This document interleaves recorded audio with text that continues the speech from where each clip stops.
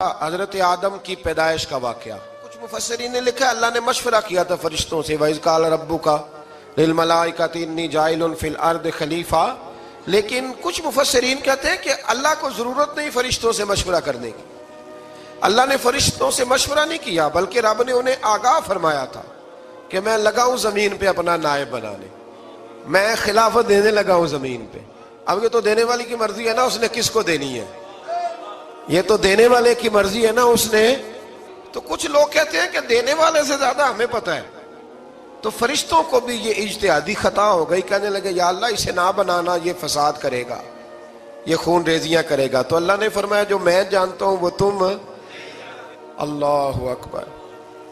امام راضی فرماتے جب رمضان آتا ہے تو اللہ فرشتوں سے کہتا ہے ذرا یہ کھول کے دروازے دیکھو نا یہ زمین پہ کیا کر رہے ہیں. تم تو کہتے تھے فساد کریں گے اور یہ سارے تراویحیں پڑھ رہے ہیں. تم تو گویا کہتے تھے فساد کریں گے اور یہ تو دیکھو گویا رمضان کے روزے رکھ رہے ہیں، یہ تو میری یاد میں نکلے ہوئے. تم کچھ کہتے تھے اور دیکھو میں نے تمہیں کہا تھا نا جو میں جانتا ہوں وہ تم. اللہ نے پھر حضرت آدم علیہ السلام کو تمام زمانے کے علوم عطا کیے، علم سکھا لیا. تو فرشتوں سے کہا تم بھی ان چیزوں کے نام بتاؤ تو وہ بتا سکے نہیں. اللہ نے فرمایا اب اس طرح کرو آدم کو سجدہ کرو. سب نے سجدہ کیا سوائے وہ. کہنے لگا یا اللہ صرف تجھے ہی کرنا ہے. کرنا بھی صرف اللہ کو چاہیے پر رب کے آگے بھی جھکنا چاہیے، اور جس کے سامنے رب جھکائے نا وہاں بھی. اور یہ جو عاجزی ہے نا، یہ جو جھکنا ہے یہ علم کے آگے ہے. ہماری مصیبت یہ ہے کہ ہم علم کے آگے بھی گردن جھکانے کو تیار نہیں ہوتے، وہاں بھی ہم خود عالم فاضل بن جاتے ہیں. تو فرمایا کہ سب سے کہا سجدہ کرو. سب نے سجدہ کیا سوائے ابلیس کے. تو پھر ہوا کیا وَكَانَ مِنَ الْكَافِرِينَ، وہ کافروں میں سے ہو گیا. پھر اللہ نے حضرت آدم کو اور جناب حوا کو نا مقام دے دیا جنت میں رہنے کے لیے، اور کہا سارا کچھ کھانا، درخت کے قریب نہ جانا. ابھی آپ کسی سے کہہ دیں تھوڑا سا کہ پیچھے نہ دیکھنا، یعنی اگر میری سمجھ لیں ادب کی وجہ سے کوئی 1.5-2 منٹ یا 6 منٹ نہیں بھی نہ دیکھے گا تو سوچے گا ضرور کہ پتہ نہیں اب پیچھے کیا ہے، مصیبت کیا ہے. یعنی آپ کہہ کے دیکھ لیں کسی کو پیچھے نہ دیکھنا. فطرت ہے نا انسان کی، وہ جستجو کرتا ہے. کہا اس درخت کے پاس نہ جانا. تو حضرت حوا سلام اللہ علیہ کہتے ہیں دل میں خیال رہتا تھا کہ آخر ہے کیا درخت کے پاس. یہی انسان کا عقیدہ توحید ہے کہ جہاں سے رب منع کر دے وہاں وہ منع ہو جائے. اور یہ ان کی خطا نہیں تھی، یہ اللہ کی حکمت تھی، چونکہ رب نے تو پہلے کہہ دیا تھا بنایا ہی زمین کے لیے، تو یہ تو سارا کچھ ہونا تھا تو زمین پہ آنا تھا نا. تو حضرت حوا اور جناب آدم کے پاس شیطان آیا. اب اس کو نکال تو دیا تھا پر ابھی اس کا جنت میں آنا جانا بند نہیں ہوا تھا، یہ بھی اللہ کی حکمت تھی. تو وہ کہنے لگا تمہیں پتہ ہے بعد میں مر جاؤ گے. تو حضرت حوا کہنے لگی کیا موت بھی آئے گی؟ کہاں، اس کی تکلیف بھی بڑی ہوگی، تو پھر بچیں گے کیسے؟ تو کہنے لگے پھل کھا لو اس درخت کا.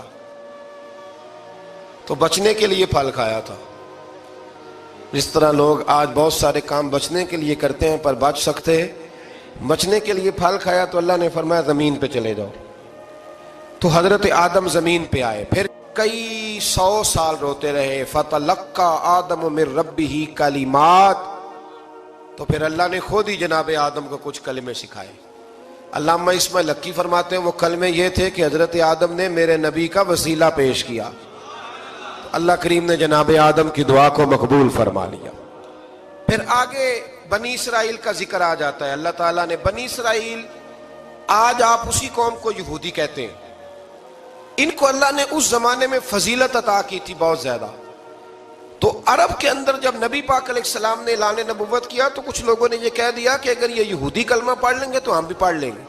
تو پھر اللہ نے انہیں یاد کرایا کہ تم اصل میں کیا ہو، تمہیں کلمہ پڑھنا چاہیے. تو اہل یہود کا تذکرہ کرتے کرتے رب کریم نے ایک بات یہ بھی ارشاد فرمائی کہ تم لوگوں کو تو کہتے رہے ہو کہ وہ نبی آنے والے ہیں، وہ نبی آنے والے ہیں، اور جب آ گئے ہیں تو ماننے کو تیار نہیں ہو. تو فرمایا تأمرون الناس بالبر وتنسون انفسکم وانتم تتلون الکتاب، لوگوں کو بھلائی کا حکم دیتے ہو اور اپنے آپ کو بھول جاتے ہو. افلا تعقلون، تمہیں عقل نہیں؟ پھر اللہ نے انہیں یہ بھی یاد کرایا کہ یاد کرو وہ زمانہ کہ جب فرعون نے خواب دیکھ لیا تھا کہ کوئی بچہ اس کی سلطنت کو تباہ کرے گا، تو پھر اس نے تمہارے بچوں کو ذبح کرانا شروع کیا اور تمہاری بیٹیوں کو چھوڑتا تھا. فرمایا یہ بھی تو تم نے دیکھا. میں نے تمہیں پھر تم سے کہا جہاد کرو قوم عمالقہ کے خلاف، تو مقام طیہ میں جا کے یہ لوگ کہنے لگے ہم سے جہاد نہیں ہوتا۔ اللہ نے انہیں ایک میدان میں قید کر دیا۔ بڑی دلچسپ بات، قید تو لوگ ہوتے ہیں نا چار دیواری میں، تو اللہ نے بنی اسرائیل والوں کو جب انہوں نے کہا ہم جہاد نہیں کریں گے تو اللہ نے میدان میں قید کر دیا۔ میدان میں، یہ یاد رکھیں، جب انسان اللہ کی نافرمانی کرتا ہے تو اسے ایسی قید ملتی ہے جس کا اس نے تصور بھی نہیں کیا ہوتا۔ ایک میدان ہے مقام طیہ، قید ہو گئے، سارا دن سفر کرتے تھے، سارا دن، تو رات کو تھک کے سوتے تھے، صبح اٹھتے تھے نا جب، تو وہیں ہوتے تھے جہاں کل صبح چلے تھے۔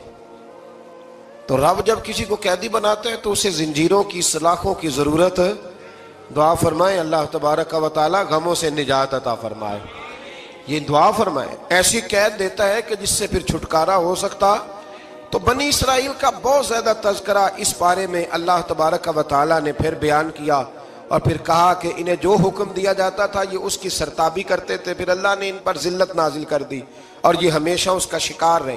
قوم سبت کا ذکر فرمایا اللہ نے، ہفتے والے دن کچھ لوگ نافرمانی کرتے تھے۔ ہمارے بھی ہیلے بہانے ہیں نا آج کل کاروبار میں، تو اسی سپارے کی آیت نمبر 65 کے اندر اللہ تعالیٰ نے حضرت داؤد کی قوم کا ذکر کیا کہ اللہ نے انہیں حکم دیا تھا کہ ہفتے والے دن مچھلیاں نہیں پکڑنی، تو وہ کہتے تھے چلو ہاتھ لگا کے نہیں پکڑنی، ہاتھ لگا کے۔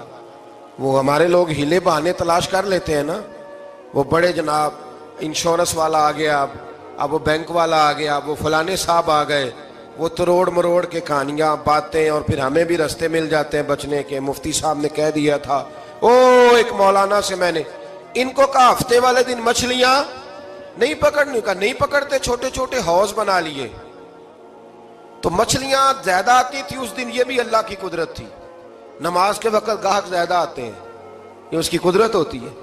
تو وہ مچھلیاں حوض میں جمع ہو جاتی ہیں، یوں سمجھ لیں کہ جال انہوں نے لگا لیے ہوئے تھے، تو جال میں وہ پھنستی رہتی تھی، حوضوں میں آتی رہتی تھی۔ ہفتے کو نہیں پکڑتے تھے، اتوار کو پکڑ لیتے تھے، تو پھر اللہ نے انہیں سزا دی۔ فرمایا تماشے کرتے ہو اللہ کے حکم کے ساتھ، کیا سزا دی؟ فَقُلْنَا لَهُمْ كُونُوا قِرَادَةً خَاسِئِينَ، فرمایا بندر بن جاؤ دھتکارے ہوئے۔ جو رزق حرام طریقے سے کماتے تھے رب انہیں بندر بنا دیتا تھا۔ ابھی بھی میں نے دیکھے ہیں بڑے بڑے تاجر پاگلوں جیسی زندگی گزار رہے ہیں، نفسیاتی طور پہ سکون نہیں ہے، کروڑوں روپیہ پڑا ہے۔ کیوں؟ اس لیے کہ رب کے بتائے ہوئے طریقے کے مطابق تجارت نہیں کرتے۔ آگے ایک اور دلچسپ بات آ گئی، بنی اسرائیل کے اندر نا ایک شخص نے اپنے چچا کو قتل کر دیا جائیداد کے لیے۔ یہ دیکھیں کب سے لوگ جائیداد کے لیے قتل کرتے آ رہے ہیں۔ چچا کو قتل کر دیا، اور قتل کر کے حضرت موسیٰ علیہ السلام کے پاس آئے کہ میرے چچا کو کسی نے قتل کر دیا ہے، تو بتائیں کیا کرنا ہے؟ تو آپ نے فرمایا کہ گائے ذبح کرو، اور اس کا ایک ٹکڑا مقتول کو مارو، مرنے والے کو، وہ خود اٹھ کے بتا دے گا مجھے کس نے قتل کیا ہے۔ اب ارادہ نہیں تھا گائے ذبح کرنے کا، تو بہانے کرنے لگے۔ ارادہ نہیں نہ ہوتا تو پھر کیا ہوتے ہیں؟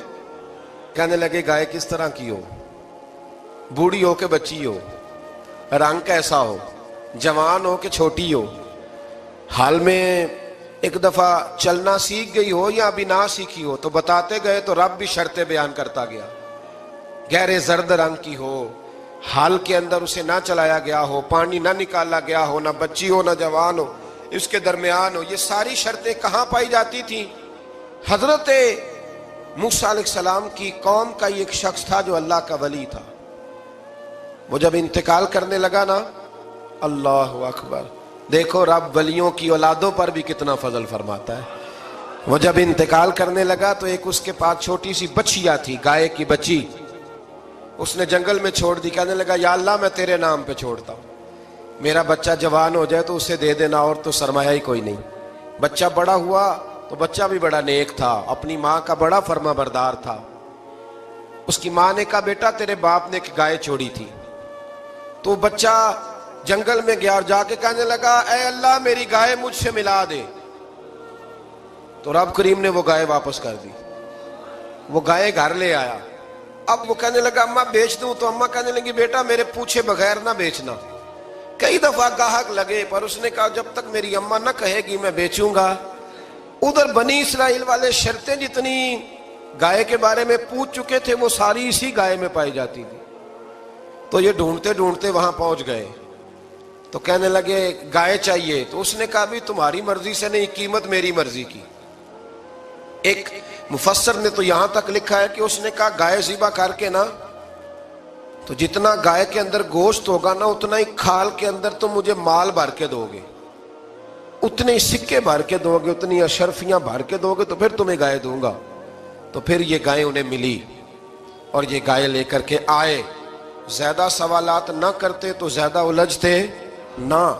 ہم بھی دین کے معاملے میں بڑے سوال جواب کرتے ہیں، اتنا سوال کریں جتنی اس کی ضرورت ہے. ان لوگوں نے سوالات زیادہ کیے تو پھر الجھ زیادہ گئے. تو میرے بھائی اس کا ذکر بھی اللہ تبارک و تعالیٰ نے پہلے پارے کے اندر بیان فرمایا. پھر اللہ کریم نے فرمایا کہ کچھ ایسے لوگ بھی ہیں یہودیوں میں سے جن کا دعویٰ ہو گیا ہے کہ ہم اللہ کے بڑے پیارے ہیں. فرمایا یہ صرف ان کے منہ کی باتیں ہیں، یہ تو قیامت میں پتہ چلے گا نا کہ اللہ کا پیار کس کے ساتھ زیادہ ہے. اور پھر یہ بھی یہودیوں نے دعویٰ کیا ہے، اسی پارے میں اللہ فرماتے ہیں کہ ان کا دعویٰ ہے کہ ہم اللہ کے بڑے پیارے ہیں، جنت میں ہم ہی جائیں گے. تو اللہ فرماتے ہیں پھر مرنے کی دعا تو کرو، جنت میں تو مر کے جانا ہے نا. لیکن رب فرماتے ہیں یہ کبھی مرنے کی دعا نہیں کریں گے، اس لیے کہ انہیں پتہ ہے کہ ہم نے آخرت کے لیے کیا بھیجا. لیکن جی پہلا حکم آ گیا یا ایھا الذین آمنوا کہہ کے، پہلی آیت قرآن پاک کی پہلے سپارے میں پہلی آیت جس میں اللہ نے کہا یا ایھا الذین آمنوا. تو پہلا حکم آمنوا کہہ کے آیت نمبر 104 میں جو اللہ نے حکم دیا ہے نا وہ نبی پاک کی تعظیم کا حکم ہے. پہلا حکم ہی اللہ نے حضور کی عزت اور ناموس کا ارشاد فرمایا. پہلا اس ترتیب کے لحاظ سے وہ ہوا یہ کہ جب نبی پاک کو بات ارشاد کرتے تو صحابہ کرام اٹھ کے عرض کرتے رائینا یا رسول اللہ، حضور سمجھ نہیں آئی ذرا رعایت کر دیں. تو یہودیوں کی عبرانی زبان کے اندر نہ ذرا کھینچ کے پڑھتے تھے رائینا، تو اس کا معنی بنتا تھا معاذ اللہ اے ہمارے چرواہے. بکریاں چرانے والے کو بھی وہ رائینا کہتے تھے. تو جب صحابہ یہ کہنے لگے تو اللہ نے منع ہی کر دیا. فرمایا میرے محبوب کے غلاموں، اس لفظ کے پیچھے چھپ کے لوگ میرے نبی کی بے ادبی کر جاتے ہیں. تو جس لفظ کا کوئی ایک معنی بے ادبی والا بنتا ہو وہ لفظ بھی میرے نبی کے لیے نہ کہو. لفظ وہ والے کہو جس میں کوئی بے ادبی کا معنی نکلے نہ. یہاں لوگوں نے بڑے بڑے لفظ نہیں بول دیے، پھر کہتے ہیں میرا مطلب یہ تھا، میرا مطلب وہ تھا. تو نے وہ لفظ بولا کیوں جس کا کوئی غلط مطلب بھی نکل سکتا تھا؟ اللہ نے فرمایا یا ایھا الذین آمنوا لا تقولوا رائینا، اے ایمان والو رائینا کہو ہی نہ. تو یا اللہ کیا کہیں؟ فرمایا وقولوا انظرنا، تم کہو یا رسول اللہ ایک نظر فرمائیے. انداز دیکھیے، انظرنا ایک نظر. تو ہمارے بزرگ تو پہلے ہی بڑے پیار والوں نے کہہ دیا یا رسول اللہ انظر حالنا. کہتے کہاں سے لاتے ہو جملے؟ میں نے کہا اللہ کی کتاب سے. یا رسول اللہ انظر حالنا یا حبیب اللہ اسمع قالا. تو تم کہو انظرنا، محبوب نظر کرم کرے، واسمعوا. اور کیا ضرورت ہے دوبارہ پوچھنے کی؟ اللہ کہتے ہیں پہلے ہی دھیان سے سنا کرو، پہلے ہی واسمعوا، پہلے ہی احتیاط سے سنو. وللکافرین عذاب علیم، اور کافروں کے لیے دردناک عذاب ہے. لے جی اسی پارے میں اللہ تبارک و تعالیٰ نے پھر اہل یہود کا ذکر کیا. تو یہود کہنے لگے کہ ہم حضرت ابراہیم کے ماننے والے ہیں. تو اللہ کریم نے وہ بھی ذکر کیا کہ میں نے تو ابراہیم کو آزمایا ہے. وَإِذِ ابْتَلَىٰ إِبْرَاهِيمَ رَبُّهُ بِكَلِمَاتٍ فَأَتَمَّهُنَّ، ہم نے ابراہیم کو کچھ چیزوں سے آزمایا ہے، وہ ہماری آزمائش پہ پورے اترے. قَالَ إِنِّي جَاعِلُكَ لِلنَّاسِ إِمَامًا، تو پھر ہم نے انہیں کہا کہ ہم آپ کو پوری دنیا کا امام بنائیں گے. وہ آزمائش کیا تھی؟ آگ میں جانا بھی آزمائش، بیٹے کا نہ ہونا بھی آزمائش، بیٹا ہوا تو پھر اسے وادی غیر ذی زرع میں چھوڑ کے آنا بھی آزمائش، بڑا ہوا تو پھر ذبح کرنا بھی آزمائش. فرمایا جہاں جہاں آزمایا ہے نا ابراہیم ہماری آزمائش میں پورے اترے. فرمایا تو مفت میں حضرت ابراہیم کی اولاد بنتے ہو اور ان کا نام لیتے ہو اور ان کے ساتھ اپنا تعلق بناتے ہو، دیکھو تو صحیح وہ کتنی آزمائشوں سے گزرے. تو اس کا بھی اللہ نے اسی میں ذکر فرمایا. اور پھر وہ بات کرتے تھے حضرت یعقوب کی اور حضرت اسحاق کی. تو فرمایا وہ تو ہمارے اتنے خاص بندے تھے کہ وصال کے وقت بھی انہوں نے اپنی اولادوں کو نصیحت فرمائی تھی کہ اللہ کی توحید پہ قائم رہنا. اس کا ذکر بھی اللہ نے اسی پارے میں بیان فرمایا. اور جو حضرت ابراہیم اور جناب اسماعیل نے کعبہ تعمیر کیا تو اس کا ذکر بھی اللہ تعالیٰ نے اسی پارے میں فرمایا. فرمایا جب وہ کعبہ بنا رہے تھے تو کہہ رہے تھے ربنا تقبل منا، کہہ رہے تھے اے اللہ بنا ہم نے دیا ہے پر مہربانی فرما ہم سے قبول فرما لے. تو جو آیہ کریمہ آخر میں عرض کرنا چاہتا ہوں اس پر بھی تھوڑی توجہ فرمائیں گے تو بات بڑی نکھر کے باہر آئے گی. یہ 16ویں رکوع کے اندر اللہ نے پھر یہود کا اور عیسائیت کا ذکر فرمایا تو اللہ کریم نے ایک بات ارشاد فرمائی. یہودیوں کے ہاں جب کوئی بچہ پیدا ہوتا تھا وہ پیلے رنگ کے ساتھ اس کو رنگتے تھے، یا کوئی خاص رنگ تھا ان کا.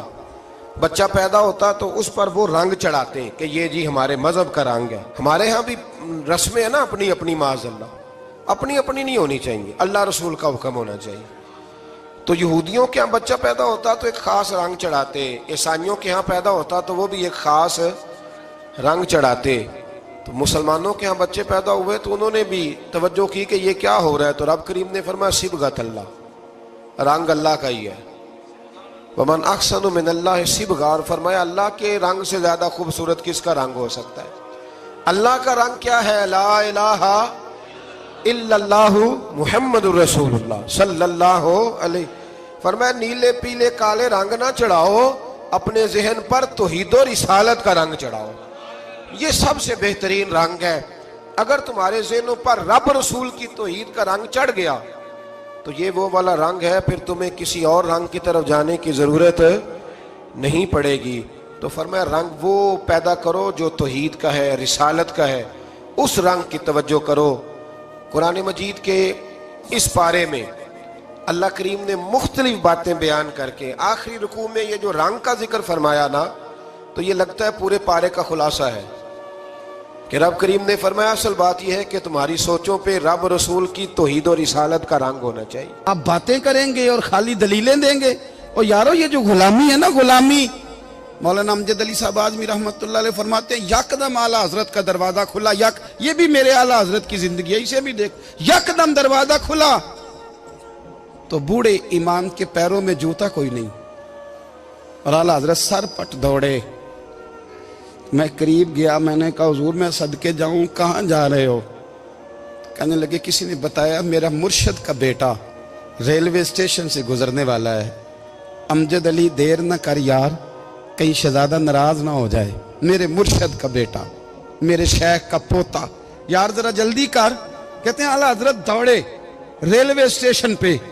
انہیں اگر فتوے لکھنے آتے تھے کل کے رضا ہے خنجر خوخار برق بار، تو وہ یہ بھی کہا کرتے تھے کیسے آقاؤں کا بندہ ہوں رضا. بول بالے میری سرکاروں کے. دوڑے گئے ریلوے اسٹیشن پہ اور بوڑھے شیخ صدر الشریعہ کہتے ہیں میں نے کہا حضور میں نہ چلا جاؤں؟ کہنے لگے نا پتر، میں نے بڑا نمک کھایا اس گھر کا، میں نے بڑی نوکری کری ہے، میری اپنی ڈیوٹی ہے، تمہاری تو نہیں نا. میرے شیخ فرماتے ریلوے اسٹیشن پہ حضرت کھڑے ہیں تو ایک مسافر اترتا، اس کے قریب جاتے ادب سے سلام لیتے تو کہتے ماریرا شریف سے تو نہیں کوئی آیا؟ کہتے وہ مسافر گزر جاتا، دوسرا آتا تو پھر قریب جاتے، کہتے وہ اس کے آستانے سے تو نہیں آئے، ادھر سے تو نہیں کوئی آیا. کہتے سارے گزر گئے، جن مسافروں نے اترنا تھا اتر گئے، ٹرین چل پڑی. تو میں نے کہا حضور کسی نے آپ کو غلط اطلاع دی تھی، شہزادے تو آئے نہیں. کہنے لگے یار اطلاع غلط تھی یا ٹھیک تھی پر یہاں تک آنے کا مزہ بڑا ہے. آپ سمجھ سکتے ہیں اعلیٰ حضرت کے دو بیٹے ہیں، حجت الاسلام مولانا حامد رضا خان صاحب اور مفتی اعظم عالم اسلام. دونوں شہزادے اتنے بڑے شہزادے تھے کہ دونوں اپنے اپنے وقت کے سب سے بڑے مفتی ہوئے. یہ بھی تو میرے اعلیٰ حضرت ہیں نا، اس کو بھی تو ذرا سمجھو نا. خشکی اور پھر خشکی اور پھر خشکی. ایک دن پیر صاحب نے کہا، نوری میاں صاحب، کہ احمد رضا یار وہ بھینسیں رکھی ہوئی ہیں تو ان کو نا گیدڑ آ کے تنگ کرتے ہیں، تو دو کتے مل جائیں نا کبھی تو چلو رات کو پہرے داری کریں گے. दो कुत्ते मिल जाएं। मैं अक्सर सोचता हूँ कि आला हजरत तो आलिम थे, उनका कुत्तों से क्या लेना देना। हजरत जी आपने कुत्तों की बात करनी थी तो किसी दुनियादार से करते। दो कुत्ते मिल जाएं तो जरा जानवरों की देखभाल करेंगे। फरमाया हुजूर सवेरे ही आ जाएंगे।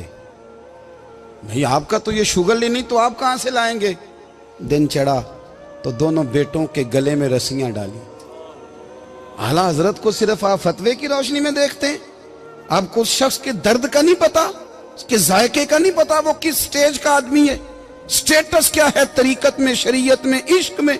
दोनों शहजादों के गलों में रस्सियां और पकड़ा हुआ है। तो नूरी मियाँ साहब कहते हैं मैं चारपाई पे बैठा था तो नीचे बिठाल दिए दोनों बच्चे। मैं उठ के खड़ा हो गया।